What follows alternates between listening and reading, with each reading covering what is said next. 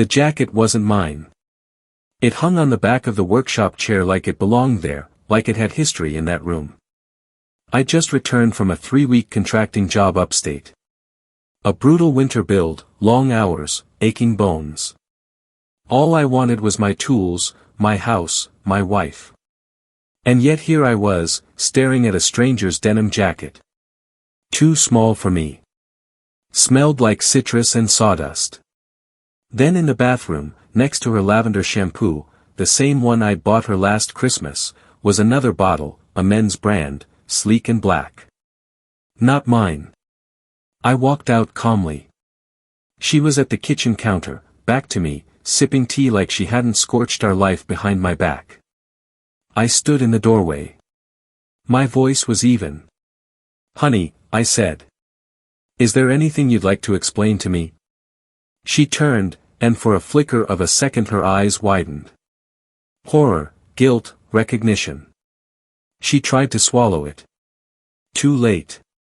That was the exact moment I began to dismantle her life. I met Claire 8 years ago. She was sharp, funny, the kind of woman who could walk into a room and have the music bend toward her. I was blue-collar, hands cracked from labor, but I had ambition.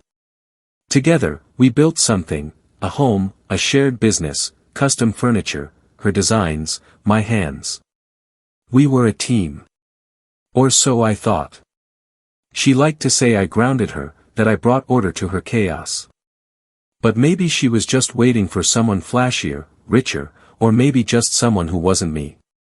Looking back, the signs were scattered like breadcrumbs, the extra wine glasses in the sink, the sudden gym membership, her phone always face down, late-night design deadlines that didn't line up with any orders. She kissed me less, smiled without reaching her eyes. But I was tired, distracted, building her dream while she was dismantling mine. I didn't want to believe it, so I didn't, until the jacket that night. I said nothing more. She played house, made dinner, told stories. I nodded, listened. I touched her hand and she didn't flinch. That hurt the most, the ease of her lie. I went back to the workshop after she fell asleep. Checked the jacket pockets, a crumpled receipt from a local cafe. 2 drinks, 2 meals. I visited that cafe the next morning. The waitress remembered them, said they were regulars. She always gets the same tea. He gets black coffee. They're cute. Cute. Her lover was a schoolteacher. Younger. Clean fingernails. Drove a Prius. His name was Mark. I didn't rage. I didn't confront her. Instead, I started keeping receipts, too. First, I mirrored her lie, smiles, casual touches. I let her believe the illusion held. Then I backed up our business files, changed account passwords, and quietly transferred ownership of tools, property, and digital assets to a shell company I controlled, one I'd set up years ago for tax purposes. She had signed all the rights over without looking, trusting me with the paperwork. That was her first mistake. I hired a private investigator. Photos, text logs, hotel bills. I collected everything like I was carving a masterpiece. Next, I reached out to Mark, calm, respectful, and invited him to the workshop under the pretense of discussing a custom bookshelf for his classroom.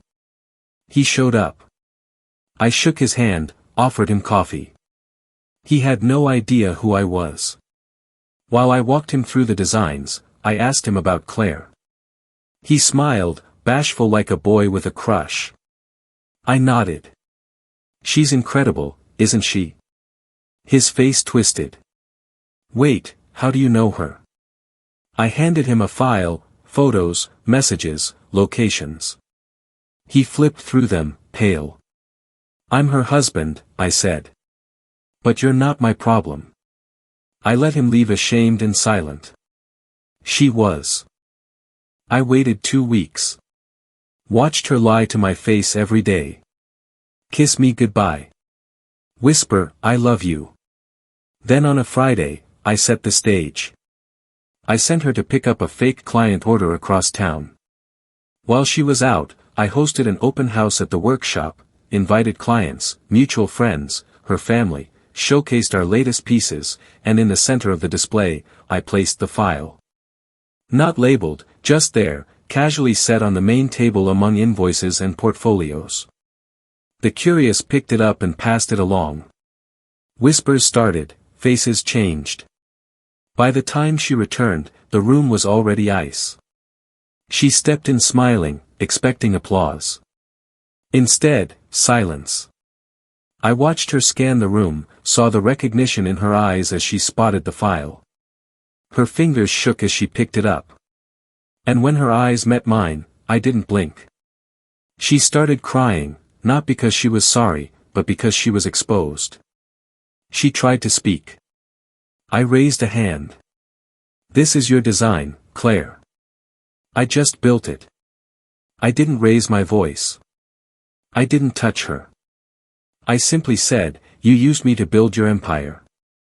Now watch me burn it down without lifting a finger." She tried to spin it. Said it was complicated, a mistake. That love is messy. I turned to the crowd. I gave her everything. She gave me someone else's shampoo. She collapsed into a chair. No one comforted her. It's been 6 months. She lost the business, the clients, the house. Mark vanished, moved schools. I heard he's a coward. I live quietly now. Work in a smaller space. My own name on the door. Peaceful, honest. Some nights I replay it, not for pleasure, but for closure. Betrayal is an art, but so is revenge. And mine was a masterpiece.